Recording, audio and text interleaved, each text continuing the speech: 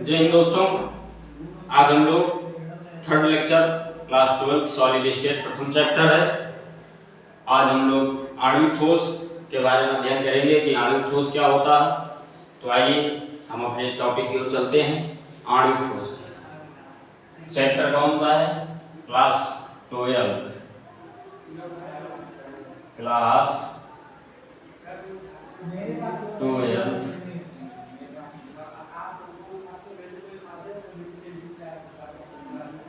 Solid state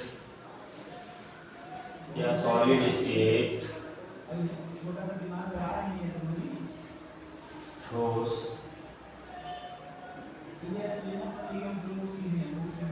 अवस्था। हमने आणविक ठोस के बारे में अध्ययन किया। यदि आप लोग इससे पहले वाली वीडियो नहीं देखे तो देख लीजिए। यदि आपको जड़ नहीं मालूम रहेगा तो आप पढ़ कर ही नहीं सकते, ये वादा। तो आप इससे पहले वाली वीडियो जो हमारी तो देख लीजिए, उसके बाद आणविक ठोस के बारे में अध्ययन करते हैं। मैंने बताया था आणविक ठोस भी कितने प्रकार के होते हैं? 3 प्रकार होते हैं। आणविक ठोस भी कितने प्रकार होते हैं? 3 प्रकार होते हैं, ध्रुवीय, अध्रुवीय, अचक्रीय। समझ में? आणविक ठोस भी कितने प्रकार होते हैं? 3 प्रकार के होते हैं, ध्रुवीय, अध्रुवीय, अचक्रीय। तो आज हम आणविक ठोस के बारे में अध्ययन करेंगे। आणविक ठोस कौन सा ठोस? आणविक ठोस जिसे कहते हैं मॉलिक्यूलर सॉलिड। इंग्लिश में क्या बोलते हैं? Molecular solid. देखो आणविक ठोस क्या होता है, मैंने बताया था जैसे आयनिक ठोस। तो आयनिक ठोस जिससे बना, जो आयनिक ठोस आयन से मिलकर बना, तो उसके जो संगठक कण होंगे आयन होंगे। और जब धात्विक ठोस की आगे पढ़ाएंगे, जब धात्विक ठोस होगा तो उसके संगठक कण धातु होंगे। लेकिन अभी हम पढ़ा रहे हैं आणविक ठोस, तो इसके संगठक कण क्या है? अणु। इसके संगठक कण क्या है? अणु। इसके संगठक कण क्या है? अणु। तो आणविक ठोसों के अवयवी कण आणविक ठोसों के अवयवी कण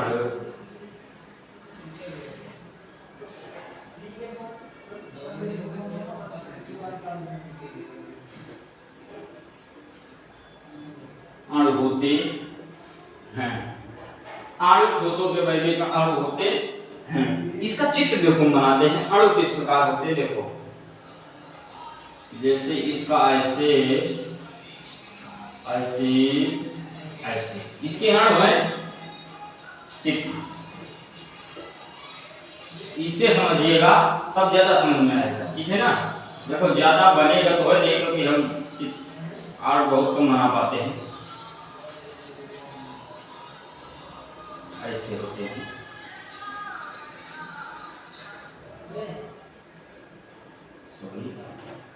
ऐसे होते इसके आणविक, ये अणु होते हैं। इसके आणविक संरचना में अणु होते हैं।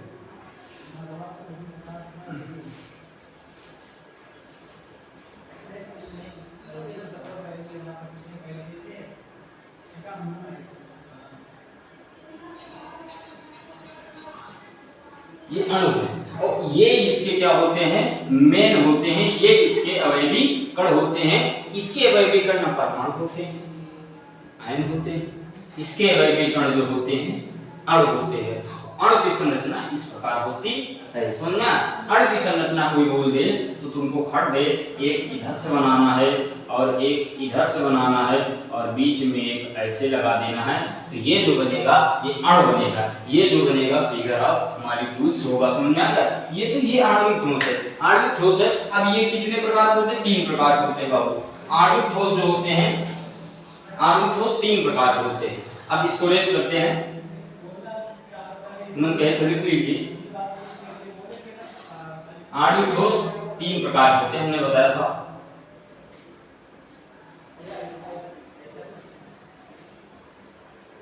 और इसमें ये भी लिख लीजिए, इसमें दुर्बल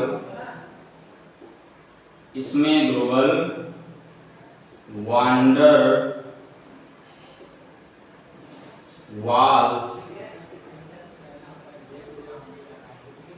या एचबंद पाया जाता है। बाबू, इसमें दुर्बल वांडर वाल्स या एचबंद पाया जाता है।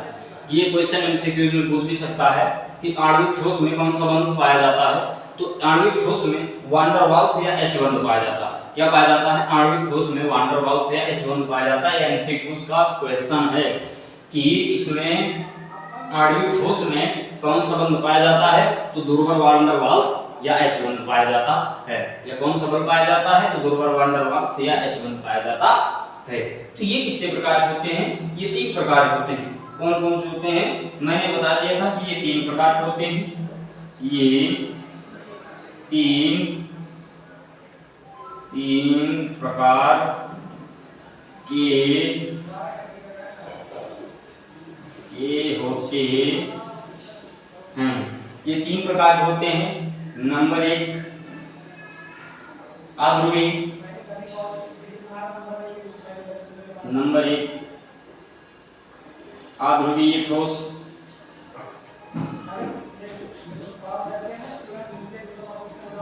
नंबर 2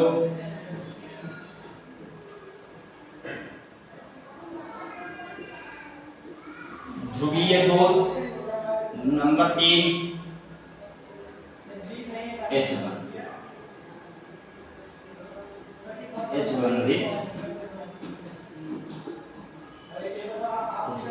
ठोस। नंबर 1 अध्रुवी, नंबर 2 ध्रुवीय ठोस, नंबर 3 एचबंधित ठोस। कौन सा बंधित? एचबंधित ठोस। बोले तो आणविक ठोस कितने प्रकार होते हैं? आणविक ठोस 3 प्रकार के होते हैं। अध्रुवीय ठोस, ध्रुवीय ठोस, एचबंधित ठोस। समझ? अब देखो, अब बोले तो इनको पहचानेंगे कैसे? इनको पहचानेंगे कैसे? तो इनके लिए कुछ अंतर लिख देते हैं जिनसे आप पहचान जाएंगे। इनके अंतर लिख देते हैं जिनसे आप क्या करेंगे? पहचान जाएंगे। तो इनके जो हमारे अंतर लिख देंगे, देखो मन लगा के पढ़ाई करो, चुटकियों में। देखो पढ़ाई आसान नहीं है। ये पढ़ाई कॉन्सेप्ट वाइज पढ़ा जाए तो आसान, पढ़ाई कठिन है नहीं। कुछ भी चीज कठिन नहीं है जो मन में सोच लिया जाए कि ये काम करना है। भाई हर चीज, देखो कोई भी चीज करोगे सफलता मिलने से पहले मेहनत करना पड़ेगा, लेकिन कोई भी चीज में निरंतर प्रयास किया जाए तो आप करते रह जाओगे। तो कुछ भी कठिन नहीं है। बस सोचा कि उस प्रकार की होनी चाहिए कि मैं ये कार्य कर सकता हूँ। ऐसा कभी मत सोचना कि मैं ये कार्य नहीं कर सकता हूँ। आओ देखते हैं। इसमें पहला होगा गुणधर्म। पहले लिख लीजिए गुणधर्म। अध्रुवीय ठोस, इसका हो जाएगा ध्रुवीय ठोस, इसका क्या हो जाएगा? एचबंधित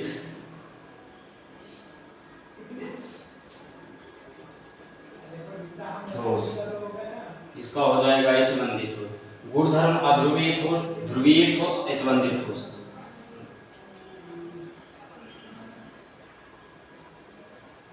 ऐसे बना लेते हैं कॉलम।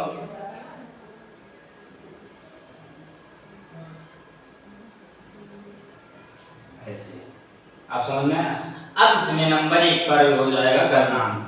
नंबर 1 पे क्या हो जाएगा? गलनांक। क्या हो जाएगा? इस पे हो जाएगा गलनांक। समझ में आएगा? गलनांक बोले तो अब देखो अध्रुवीय ठोस का गलनांक क्या होता है? ध्रुवीय ठोस का गलनांक क्या होता है? एचबंधित ठोस का गलनांक क्या होता है? तो इसका गलनांक क्या होता है? निम्न होता है। इसका गलनांक क्या होता है? निम्न होता है। और इसका भी गलनांक क्या होता है? निम्न। निम्न होता है। इसके भी क्या होते हैं? निम्न होते हैं।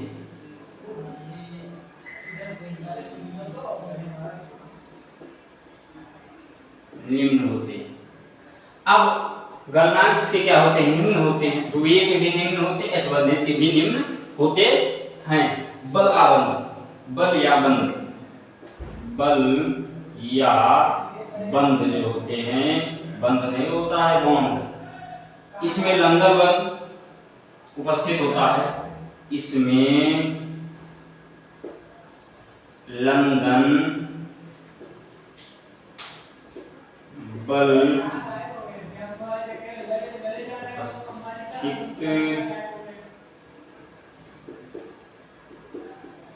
होता है। इसमें लंदन बल उपस्थित होता है।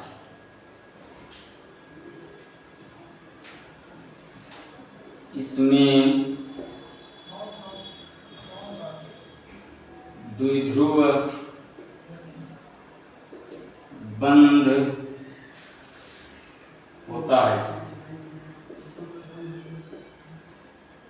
इसमें द्विध्रुव बंध होता है।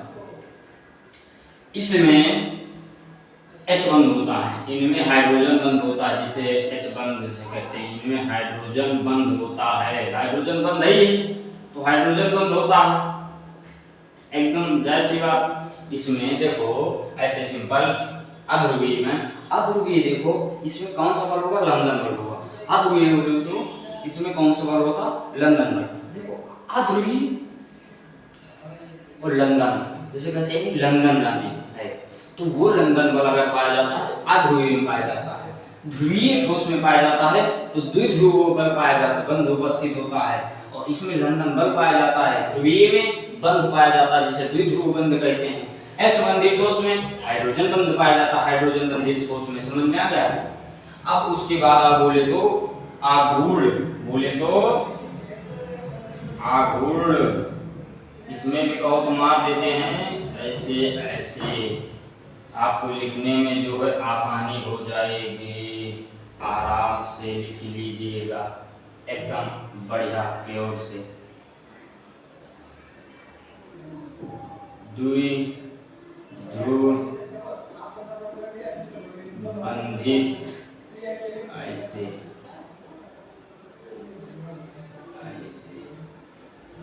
ऐसे, ठीक है ना? अब देखो, अब आघूर्ण, अब किसके बारे में बात करते हैं हम? आघूर्ण के बारे में। किसके बारे में? आघूर्ण के बारे में। तो आघूर्ण क्या होगा? इस पर आघूर्ण बराबर 0 होता है। इस पर बल आघूर्ण जिसे कहते हैं, इस पर आघूर्ण बराबर क्या होता है? 0 होता है। तो इस पर आघूर्ण डज नॉट इक्वल 0, इसका आघूर्ण 0 नहीं होता है। इसका आघूर्ण क्या होता है? 0 नहीं होता है, डज नॉट इक्वल। इसको पढ़ा होंगे आप लोग, तो इसका आघूर्ण क्या होता है? 0 नहीं होता है। और इनमें मुख्यतः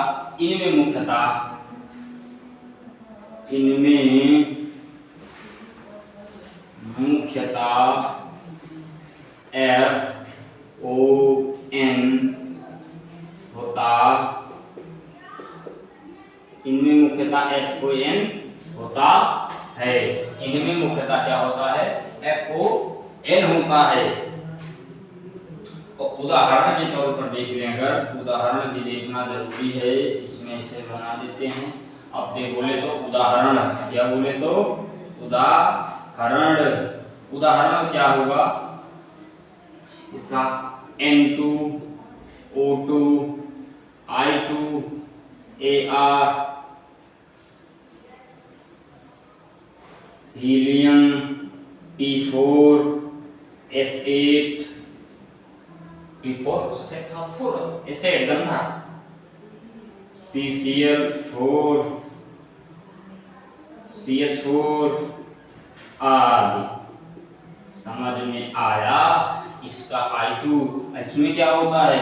SO2 HCl CHCl3, इसे क्लोरोफॉर्म कहते हैं। इसी को आदमी क्या करता है? रुमाल में डालता है और सुंघा देता है तो लोग बेहोश हो जाते हैं। तो CHCl3 कहते हैं और इसको कहते हैं HFNS3, इसको क्या कहते हैं HFNS3। H2O इसमें जल भी पाया जाता है आदि। समझ में आया?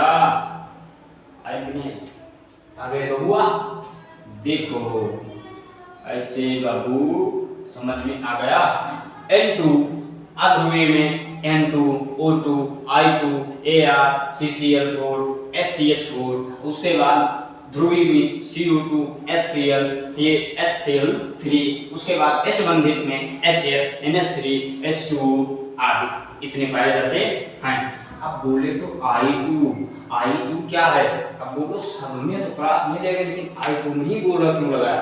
तो I2 एक कॉन्सेप्ट है कि आयोडीन जो है कमरे के ताप पर डिपेंड करता है कि कमरे के ताप पर ठोस होता है और बाकी वातावरण के अनुसार वो द्रव अथवा गैस में बदल जाता है। I2 इसका कॉन्सेप्ट लिख लीजिए, ये सबसे बड़ा कॉन्सेप्ट है। I2 क्या होता है? I2 आयोडीन किसे कहते हैं? आयोडीन नमक होता है। देखो यदि आयोडीन कमरे के ताप पर ना हो तो कभी कभी देखो नमक होता है और नमक डिब्बे में, नमक क्या करें डिब्बे में रख लें और डिब्बे में न रख करके और जिस दिन थोड़ी थोड़ी बारिश हो और उस दिन आप उसको हल्का सा खुले में रख दें तो धीरे धीरे वो गलने लगता है, यानी सॉलिड से लिक्विड में बदलने लगता है। तो आयोडीन क्या होता है? कमरे के ताप पर ठोस रहता है, अन्यथा जो वो धीरे धीरे द्रव या गैस में बदलने लगता है। आयोडीन का यह होता है। तभी तो घर में लोग कहते हैं कि नमक को डिब्बे में बंद रखो, क्योंकि आयोडीन है वो कमरे के ताप पर तो ठोस रहेगा, डिब्बे में रहेगा, लेकिन जैसे ही उसका वातावरण चेंज होगा वो उसी प्रकार क्या होता है गलित अवस्था में बदलता चला जाता है। तो एक कॉन्सेप्ट नोट है तुम्हारे लिए, नोट पैसा वाला नहीं है। नोट क्या होगा कि आयोडीन कमरे के ताप पर ठोस होता है। क्या होता है? ठोस होता है, परंतु अन्य ताप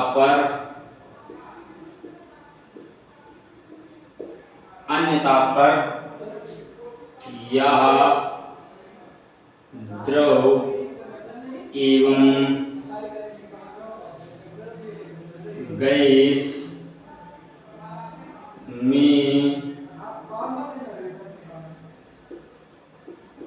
में परिवर्तित हो जाता है। देखो I2 कमरे के ताप पर ठोस होता है परंतु अन्य ताप पर यह द्रव अथवा गैस में परिवर्तित हो जाता है।